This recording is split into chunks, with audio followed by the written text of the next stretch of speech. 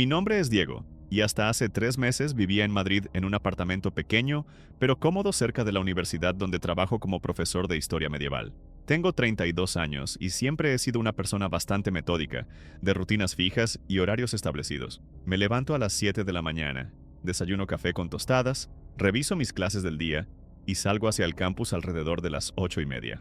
Por las tardes regreso, preparo la cena mientras escucho las noticias y me acuesto antes de las 11 para estar descansado al día siguiente. Esta vida ordenada se vio completamente alterada cuando recibí la llamada de mi tía Carmen, desde Córdoba.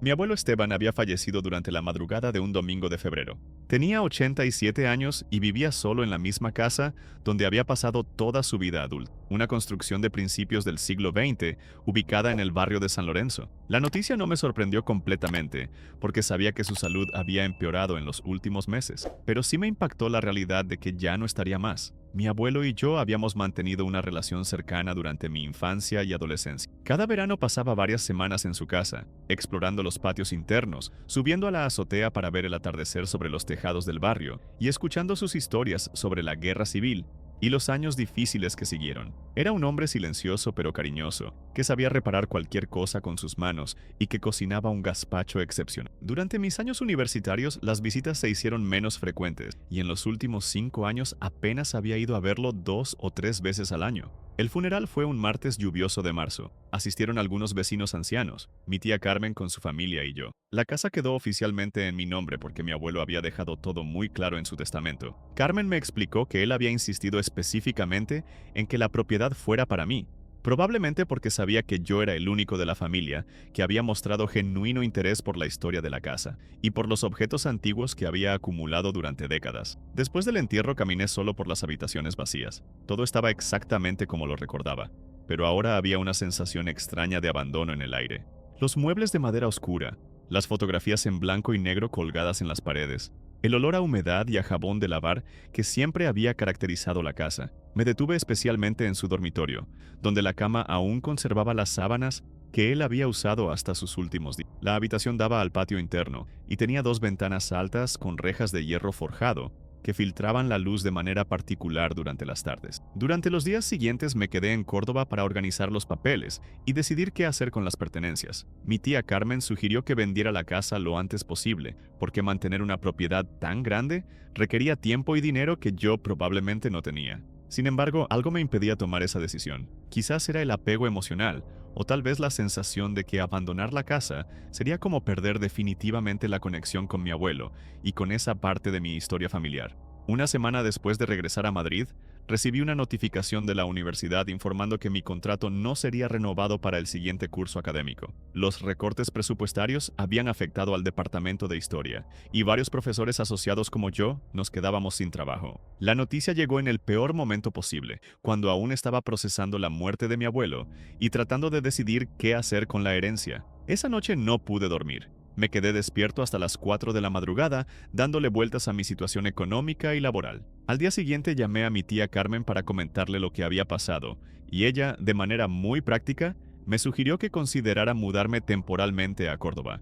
Podría vivir en la casa del abuelo sin pagar alquiler mientras buscaba trabajo, o exploraba la posibilidad de dar clases particulares. La propuesta tenía sentido desde el punto de vista económico, pero me generaba una sensación ambivalente que no sabía cómo explicar.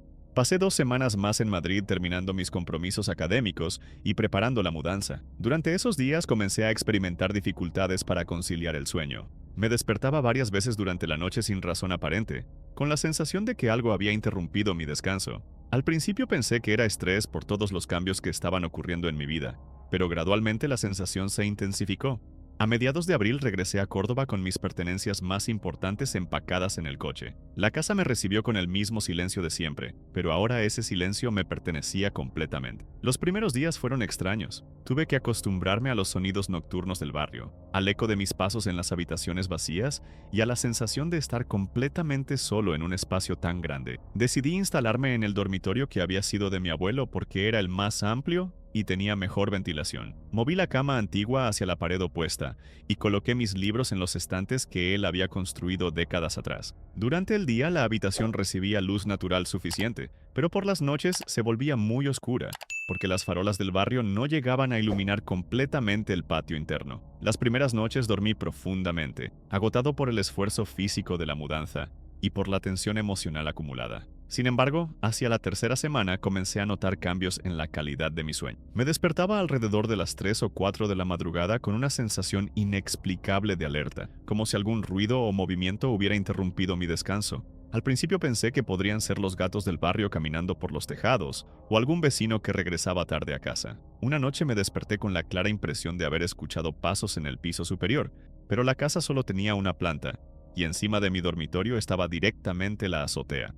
Me levanté para revisar, pero no encontré nada fuera de lo normal.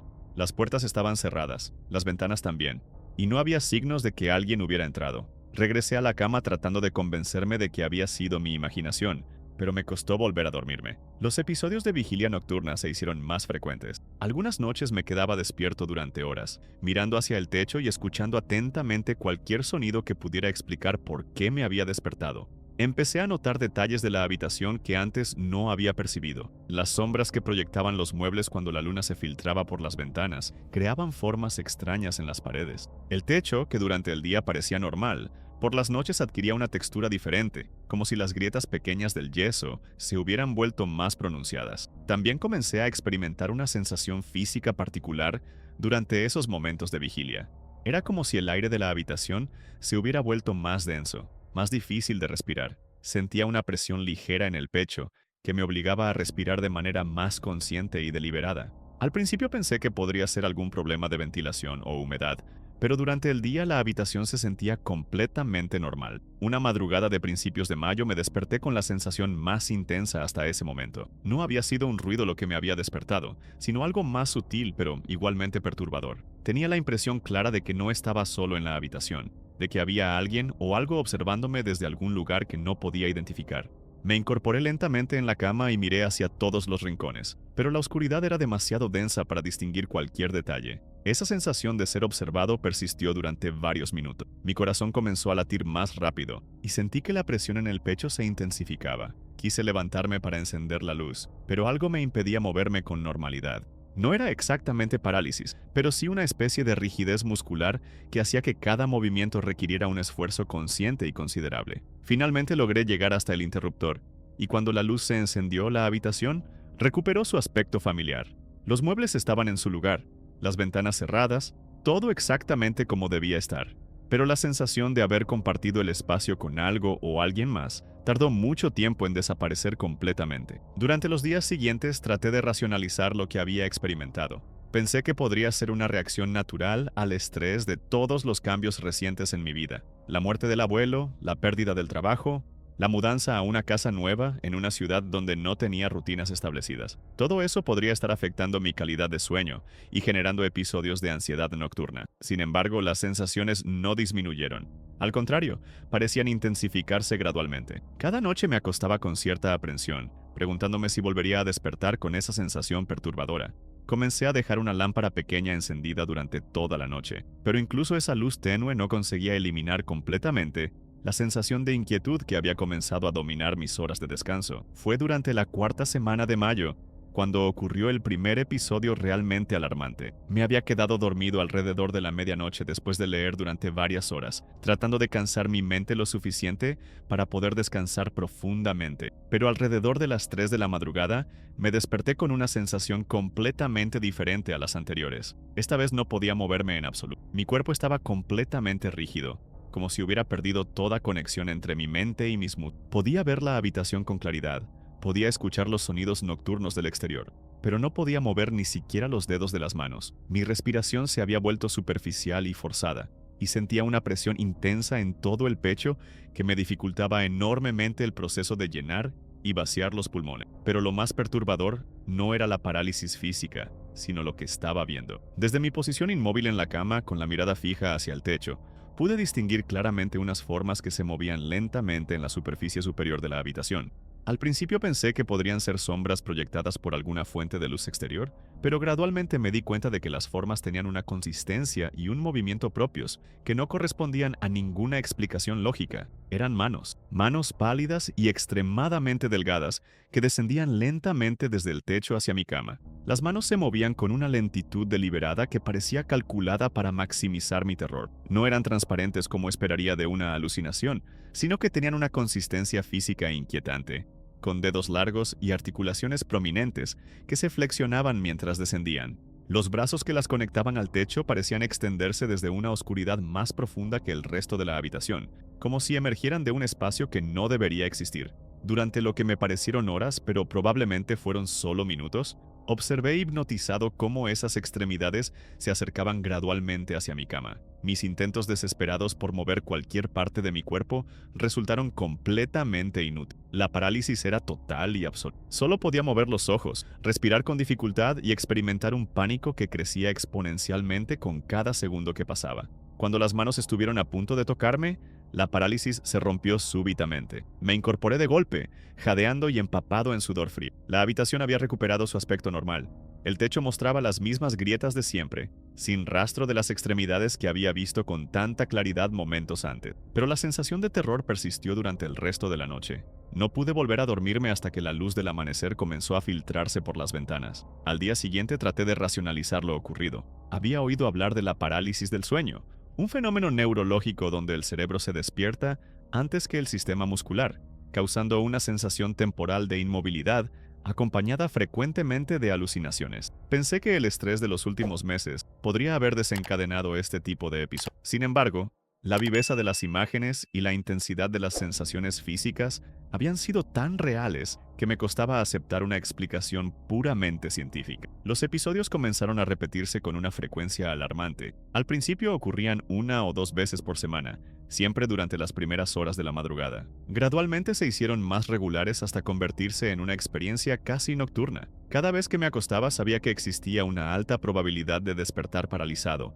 observando esas manos que descendían lentamente desde el techo. Las características de las apariciones fueron volviéndose más complejas y perturbadoras con él. A veces las manos realizaban gestos que parecían tener significado, como si trataran de comunicarse mediante un lenguaje de señas que yo no podía comprender. En otras ocasiones se quedaban suspendidas inmóviles sobre mi cama durante periodos prolongados, simplemente observándome con una paciencia que resultaba más aterradora que cualquier movimiento agresivo. La falta de sueño comenzó a afectar todos los aspectos de mi vida diurna. Durante el día me sentía constantemente agotado, irritable y con dificultades para concentrarme en cualquier tarea.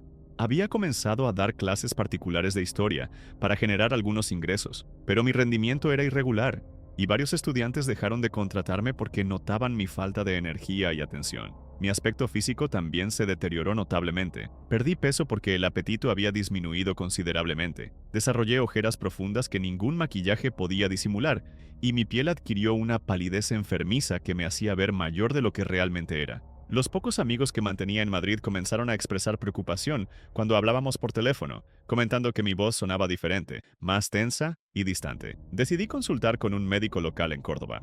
Le expliqué mis problemas de sueño, pero obviamente omití los detalles sobre las apariciones, porque temía que pudiera considerarme mentalmente inestable. El doctor me prescribió pastillas para dormir y me sugirió que redujera mi consumo de cafeína y alcohol. También me recomendó ejercicio regular y técnicas de relajación antes de acostarme. Las pastillas funcionaron durante las primeras noches. Conseguía dormir profundamente sin interrupciones y despertaba sintiéndome más descansado de lo que había estado en semanas. Sin embargo, después de una semana de uso regular, los episodios de parálisis regresaron con renovada intensidad.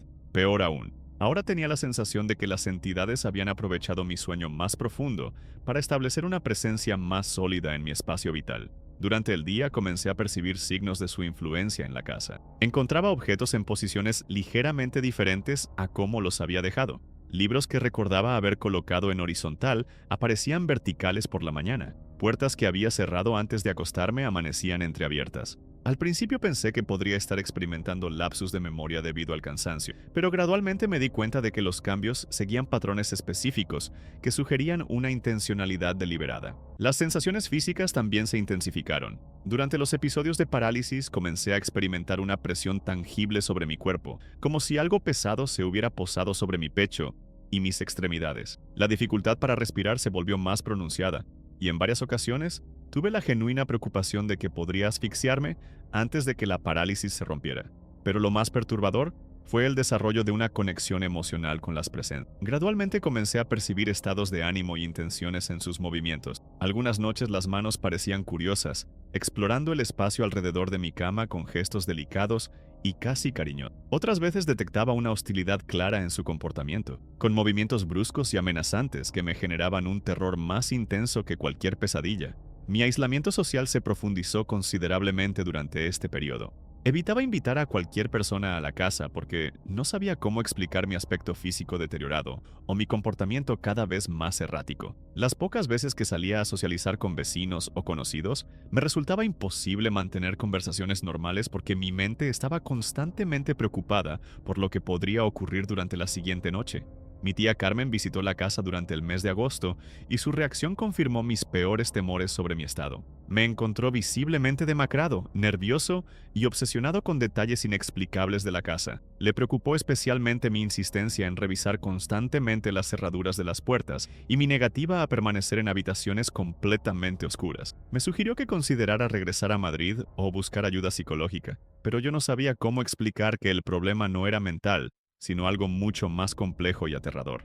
Durante el otoño los episodios adquirieron características completamente nuevas. Las manos ya no aparecían solas, sino acompañadas de otras partes corporales que emergían del techo con la misma lentitud deliberada. Brazos completos, hombros y ocasionalmente lo que parecían ser cabezas que se asomaban parcialmente desde la oscuridad superior. Nunca pude ver rostros completos, pero sí distinguía perfiles difusos y cabelleras largas que se movían como si estuvieran suspendidas en un líquido invisible. La sensación de ser observado se extendió más allá de los episodios nocturnos. Durante el día, mientras realizaba actividades cotidianas como leer o preparar comida, tenía la clara impresión de que algo me vigilaba desde los rincones más oscuros de las habitaciones. Desarrollé la costumbre compulsiva de mirar constantemente hacia el techo, esperando detectar algún signo de movimiento o presencia anormal. Mi rutina diurna se volvió completamente defensiva. Mantenía todas las luces encendidas hasta muy tarde. Revisaba múltiples veces las cerraduras antes de acostarme y había colocado espejos estratégicamente en el dormitorio para poder observar diferentes ángulos de la habitación desde mi cama. También comencé a dormir con una linterna bajo la almohada y un cuchillo de cocina en la mesita de noche, aunque sabía racionalmente que ningún objeto físico podría protegerme de algo que parecía no estar sujeto a las leyes normales de la realidad. Durante el invierno, mi estado mental se deterioró significativamente. Los episodios nocturnos habían evolucionado hasta incluir sensaciones táctiles que persistían después de despertar. Tenía marcas físicas en la piel que no podía explicar, pequeñas contusiones en los brazos, arañazos superficiales en el pecho y ocasionalmente hematomas en las piernas que aparecían sin que recordara haber sufrido ningún golpe o caída. Mi médico de Madrid, con quien mantuve contacto telefónico durante este periodo, expresó seria preocupación por mi estado y me insistió en que regresara a la capital para someterme a un examen psiquiátrico completo. Sin embargo, yo había desarrollado la convicción de que abandonar la casa no resolvería el problema, sino que podría empeorarlo. Sentía que las presencias habían establecido algún tipo de vínculo conmigo que trascendía la ubicación física, y que huir solo las irritaría más. La primavera trajo una nueva dimensión a los encuentros nocturnos. Las entidades comenzaron a manifestarse con mayor claridad y durante periodos más prolongados. Ya no se limitaban a aparecer durante los episodios de parálisis, sino que podía verlas ocasionalmente con el rabillo del ojo durante mis horas de vigilia normal. Sombras que se movían por las paredes con demasiada rapidez como para ser causadas por fuentes de luz externas, formas que se desplazaban por el pasillo a cuando caminaba hacia la cocina durante la noche. También desarrollé una sensibilidad auditiva extrema. Podía distinguir sonidos que antes no percibía. Crujidos específicos de la madera que parecían formar patrones, vibraciones en las tuberías que sonaban como susurros lejanos, y ocasionalmente lo que parecían ser voces humanas conversando en tonos demasiado bajos como para entender las palabras, pero suficientemente claros como para saber que no eran imaginaciones. Mi salud física continuó deteriorándose. Perdí más peso hasta alcanzar un aspecto genuinamente enfermizo. Desarrollé temblores involuntarios en las manos que dificultaban tareas simples como escribir o comer.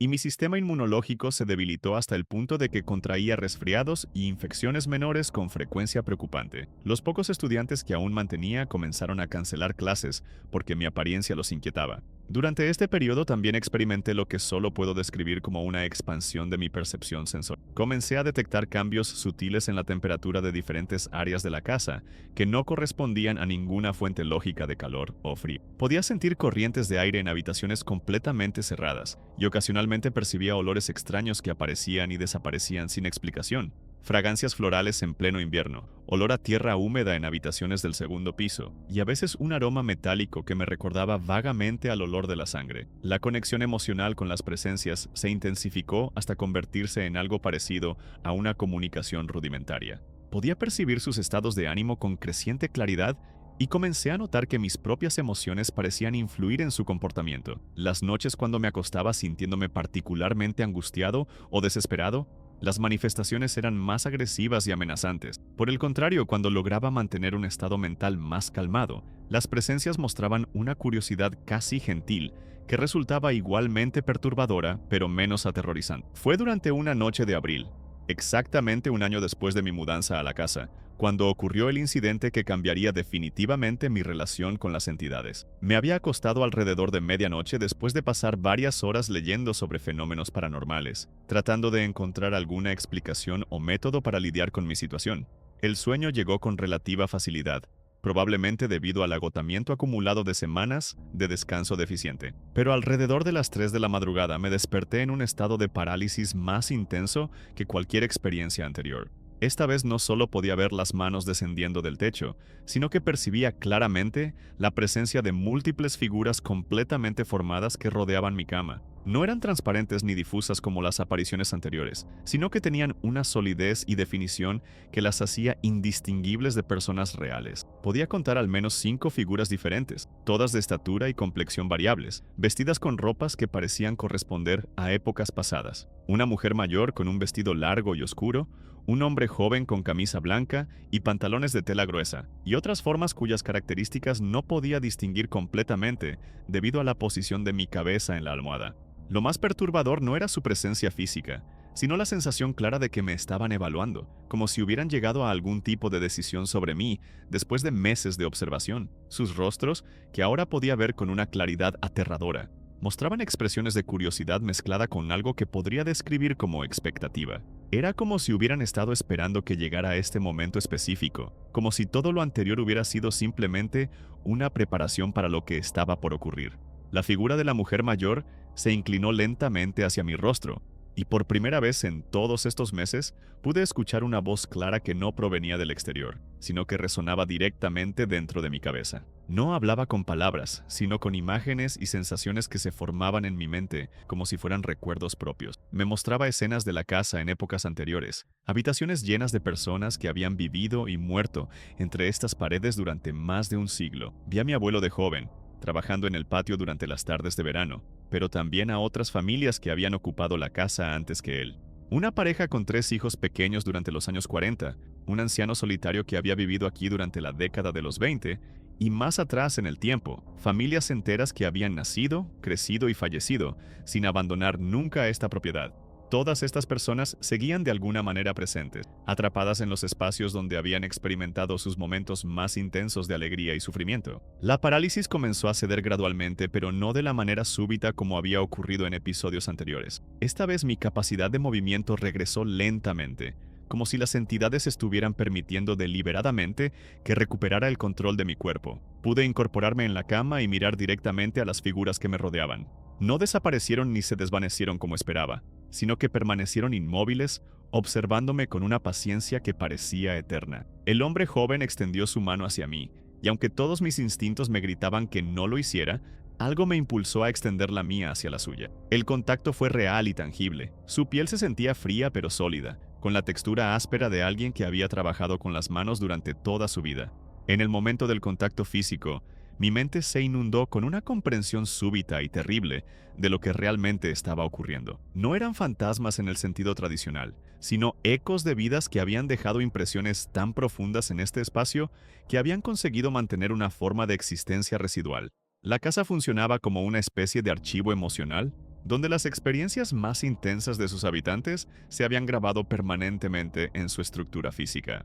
Mi llegada y mi estado de vulnerabilidad emocional habían activado estos ecos, permitiendo que se manifestaran con una claridad y solidez que probablemente no habían experimentado en décadas. La mujer mayor me mostró entonces algo que me heló la sangre. Vi imágenes de mí mismo durante los últimos meses, pero desde la perspectiva de las entidades. Me observaban constantemente, estudiando cada uno de mis movimientos, mis rutinas, mis miedos y mis reacciones. Habían estado aprendiendo de mí de la misma manera que yo había estado aprendiendo de ellos, pero su interés no era malévolo, sino profundamente nostálgico. A través de mi presencia viva y mi capacidad de experimentar emociones intensas, ellos podían recordar lo que significaba estar verdaderamente vivos. Comprendí entonces que mi deterioro físico y mental no había sido causado por su influencia maligna, sino por mi resistencia a aceptar su presencia. Había estado luchando contra algo que simplemente quería coexistir conmigo, compartir el espacio que había sido su hogar durante tanto tiempo. Mi miedo y mi rechazo habían creado una tensión que se manifestaba en forma de episodios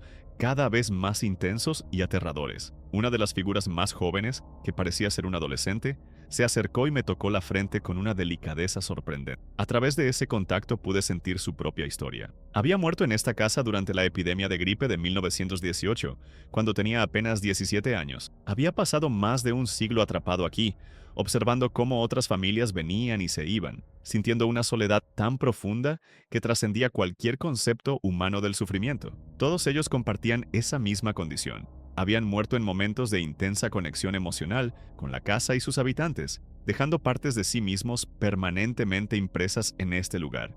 No podían seguir adelante porque una porción fundamental de su identidad seguía anclada a estos espacios físicos, donde habían experimentado amor, pérdida, esperanza y desesperación, con una intensidad que había marcado para siempre su esencia. Durante las siguientes horas permanecimos juntos en esa extraña comunión. Ellos me mostraron rincones de la casa que yo no conocía, espacios ocultos detrás de las paredes, donde habían guardado objetos preciosos o donde habían vivido momentos especialmente significativos. Me enseñaron el lugar exacto bajo las baldosas del patio, donde estaban enterradas las cenizas de un perro que había sido querido por 3 generaciones consecutivas. Me mostraron cartas de amor escondidas en el hueco de una viga del techo, escritas por una mujer que había esperado durante años el regreso de su marido desde la guerra. Gradualmente comencé a sentir que mi propia historia se entrelazaba con las suyas. Mi conexión con la casa a través de mi abuelo, mi llegada en un momento de crisis personal, mi capacidad para percibirlos con tanta claridad, todo formaba parte de un patrón más amplio que trascendía la casualidad. Había sido llamado aquí no solo por las circunstancias externas, sino por algo mucho más profundo y antiguo. Cuando la luz del amanecer comenzó a filtrarse por las ventanas, las figuras no desaparecieron como había esperado, sino que se volvieron gradualmente más transparentes, como si la luz del día diluyera su capacidad de mantenerse visibles, pero no su presencia real. La mujer mayor me transmitió un último mensaje antes de desvanecerse completamente. Me hizo entender que ahora formaba parte de la historia de la casa de una manera permanente e irreversible. Mi experiencia había creado su propia impresión en este lugar, añadiendo una capa más al archivo emocional que había estado acumulándose durante más de un siglo. Durante los días siguientes experimenté una transformación radical en mi relación con la casa y con las presencias que la habitaban. Los episodios de parálisis del sueño cesaron completamente, pero no porque las entidades hubieran desaparecido, sino porque ya no había conflicto entre nosotros. Podía sentir su presencia constante de manera sutil, pero tranquilizadora, como si compartiera el espacio con compañeros de cuarto considerados e invisibles. Mi estado físico y mental comenzó a recuperarse gradualmente. El apetito regresó, las ojeras se desvanecieron lentamente y los temblores en las manos desaparecieron por completo. Pero más importante que la recuperación física fue el cambio en mi perspectiva sobre la vida y la muerte, sobre la continuidad de la experiencia humana más allá de los límites tradicionales de la existencia. Comencé a investigar la historia de la casa de manera más sistemática, visitando archivos municipales y hablando con vecinos ancianos que recordaban a las familias que habían vivido aquí durante las décadas anteriores. Cada nueva información que descubría confirmaba detalles de las visiones que había recibido durante aquella noche crucial. Nombres, fechas, circunstancias de muertes, historias familiares. Todo coincidía con una precisión que eliminaba cualquier posibilidad de que hubiera sido producto de mi imaginación. También comencé a experimentar una forma diferente de comunicación con las entidades. No volvieron a manifestarse de manera visual tan clara como aquella noche, pero desarrollé la capacidad de percibir sus estados emocionales y ocasionalmente recibir imágenes o impresiones que me guiaban hacia descubrimientos específicos sobre la historia de la propiedad. Era como si hubiera desarrollado un sentido adicional que me permitía acceder a las memorias impresas en las paredes, los muebles y los objetos antiguos. Mi vida social también experimentó cambios significativos. Volví a dar clases particulares con renovada energía y competencia, pero ahora incluía elementos de historia local que hacían mis lecciones mucho más vívidas e interesantes. Los estudiantes comentaban que tenía una capacidad especial para hacer que los eventos históricos parecieran reales y relevantes, sin saber que mi conocimiento provenía de fuentes completamente inusuales. Establecí una rutina nueva que incorporaba naturalmente la presencia de mis compañeros invisibles. Por las tardes les hablaba mientras cocinaba o leía, contándoles sobre mi día y escuchando las impresiones sutiles que me transmitían sobre sus propias experiencias pasadas. Era una forma de compañía completamente diferente a cualquier relación humana que hubiera experimentado, basada en una comprensión mutua que trascendía el lenguaje y las limitaciones físicas. Durante el otoño siguiente, mi tía Carmen volvió a visitarme y quedó sorprendida por mi transformación. No solo había recuperado mi aspecto físico saludable, sino que irradiaba una serenidad y confianza que no había mostrado ni siquiera antes de la muerte de mi abuelo. Cuando me preguntó qué había causado el cambio, le expliqué simplemente que había aprendido a aceptar la historia de la casa y mi lugar dentro de ella. No entró en detalles específicos, pero pareció intuir que había encontrado una forma de paz con algo que había estado perturbándome profundamente. También restablecí el contacto con amigos de Madrid, y algunos incluso vinieron a visitarme durante los fines de semana. Ninguno de ellos experimentó manifestaciones paranormales durante sus estancias, pero varios comentaron que la casa tenía una atmósfera especialmente acogedora y tranquila, que los hacía sentir como si estuvieran visitando a una familia extendida, en lugar de a un amigo solitario. Gradualmente comencé a comprender que mi experiencia no había sido única, sino parte de un patrón que se repetía cada cierto tiempo, cuando las circunstancias apropiadas se alineaban. La casa necesitaba periódicamente de alguien vivo que pudiera servir como puente entre el mundo de los recuerdos impresos y la realidad presente. Mi abuelo probablemente había cumplido esa función durante décadas sin darse cuenta completamente de lo que estaba ocurriendo, y ahora esa responsabilidad había pasado a mí. Esta comprensión no me asustó, sino que me llenó de una sensación de propósito que había estado buscando durante años sin saberlo. Mi carrera académica en Madrid había sido satisfactoria, pero no había logrado llenar completamente mi necesidad de sentir que mi vida tenía un significado más profundo. Ahora había encontrado una vocación completamente inesperada como custodio de memorias, que de otra manera se habrían perdido para siempre. Comencé a documentar sistemáticamente las historias que iba descubriendo, no con la intención de publicarlas, sino simplemente para asegurarme de que la información se preservara de alguna manera tangible. Escribí biografías detalladas de las familias que habían vivido en la casa, registré eventos significativos que habían ocurrido en diferentes habitaciones y creé mapas emocionales de los espacios donde las impresiones residuales eran más intensas. También desarrollé rituales diarios que honraban la presencia de las entidades sin caer en prácticas supersticiosas o místicas. Simplemente reconocía su existencia de manera natural, como si fueran miembros de la familia que habían fallecido, pero seguían formando parte del hogar. Esto incluía reservar un lugar en la mesa durante las comidas, hablar en voz alta sobre planes y decisiones que afectaran a la casa, y consultar las impresiones que recibía antes de hacer cambios significativos en la decoración o la distribución de los muebles. Con el tiempo, la experiencia transformó completamente mi comprensión sobre la naturaleza de la muerte y la continuidad de la conciencia. Ya no veía la muerte como un final absoluto, sino como una transición hacia una forma diferente de existencia que podía mantener conexiones significativas con el mundo físico bajo ciertas circunstancias específicas. Esta perspectiva no era religiosa ni espiritual en el sentido tradicional, sino simplemente una aceptación práctica de fenómenos que había experimentado de manera directa e incontrovertible.